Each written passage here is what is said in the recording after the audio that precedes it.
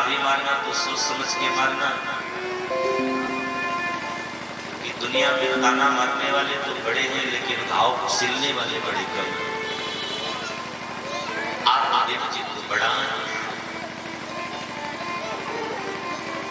एक दिनार की बात है कि इस कष्ट से आत्मदेव जी महाराज अत्यंत दुखित हैं। नगर से बाहर निकले, एक जंगल गए हैं और जंगल में एक यति का दर्शन करते हैं, एक सन्यासी का दर्शन करते हैं। सन्यासी को देखते ही आत्मदेव जी का मन विलखने लगा। सन्यासी के सामने बैठ करके रोने लगे। सन्यासी ने कहा, कथम रोदसी विप्रत्वं काते चिंता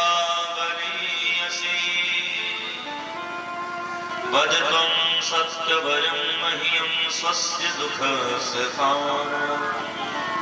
क्या बात है, आप इतने जय हुए जा रहे हैं, क्या बात है, कौन सा दुख आपको सता रहा है? आत्मदेव जी ने साफ बात बताई। बोले महाराज, मैं गैया पालता हूं ना तो गैया भी बछड़ा नहीं देती है। मैं कोई फलदार वृक्ष लगाता हूं ना, उस वृक्ष में भी फल नहीं आते। मैं एक तुलसी का पौधा भी लगाता हूं तो तुलसी के पौधे में भी वो वृक्ष नहीं आते, जिसे हम मंजरी कहते हैं। तुलसी का भी पौधा सूख जाता है। महाराज, मैं अगर सूर्य को शीतल जल अगर मैं अर्घ करता हूं ना तो जल भी गर्म होकर निकलते हैं।